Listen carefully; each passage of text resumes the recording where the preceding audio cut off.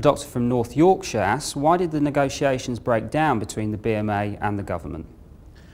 The government is two structures. It's the NHS employers representing the Department of Health, and on top of that we have the Treasury and Number 10. We negotiated quite effectively with NHS employers, and the Department of Health seemed to be ready to accept the deal that we had on the table, which was for some extended hours, several elements of the Quality and Outcomes Framework, as well as several other changes to the contract. We thought it was a good deal, and clearly some elements within the Department of Health thought it was a good deal, but when they took it upstairs to Number 10 in the Treasury, they said they were having none of it and they wanted a different deal. A GP from Scotland asks, what are the dangers for the profession if GPs accept or fail to fight this imposition? If you accept the deal, then what you're saying is, we can live with what the government has done, and then you'll have to decide whether actually you wish to do what the government wants, or you want just to live with the deal and not take up the opportunity of a DES. If, on the other hand, you choose to reject the deal, then the government is going to defund general practice and give some of that money to the private sector.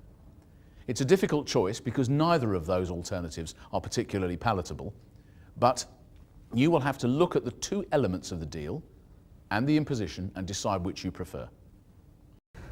A GP from Norfolk asks, what will the long-term implications be for GPs in patient care if the government imposes changes to the GP contract to force doctors to extend their opening hours? The government can't really force doctors to extend their opening hours. What they can do is give you such a massive pay cut that you have little choice but to at least consider it. I would suggest to you that the economics of being forced to offer an extended hours are not actually worth it, but that's up to you to think about. What will happen to patient care is that GPs will have to cut down services within hours to some extent. The QOF will be shrunk by 135 points, and that clearly is going to affect patient service in a radical way. And various elements of what we do, and in particular the surveys that we undertake to find out what patients think, will be cut. That can't be good for patient care. A doctor from Castleford asks, how will the contract imposition affect the younger generation of GPs? My worry is that younger doctors will take one look at the way general practice is going and decide they want none of it and they'd rather go and work somewhere else and do some other thing within the medical field. And I wouldn't blame them, unfortunately. I hope it doesn't come to pass. We need more young doctors, and we need doctors as partners, not just doctors as employees. And my concern is that that won't happen. A doctor from Leicestershire asks, what is the BMA doing to get its message about the contract imposition across to patients?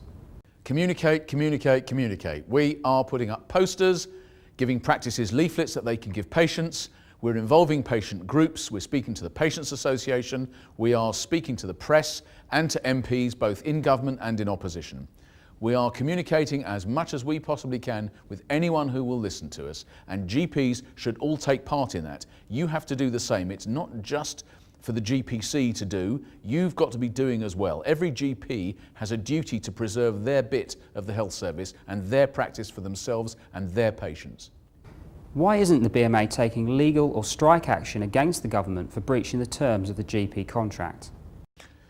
I can't talk about legal action at the moment. Clearly we're considering whether we can do anything legal, but the fact is that we don't take industrial action. We haven't had a ballot of opinion, and in fact there's very little industrial action that GPs can take. We're not going to strike against patients. We're not going to do things that damage patient care, and we're all largely self-employed, which means that the only people we'd be striking against are ourselves, which would be a pretty futile thing, as well as doing nothing to engage sympathy from patients. If you haven't got the patients with you, you've got nobody with you, and I think to go on strike or take industrial action doesn't seem to me like a way of persuading people to come round to our way of thinking.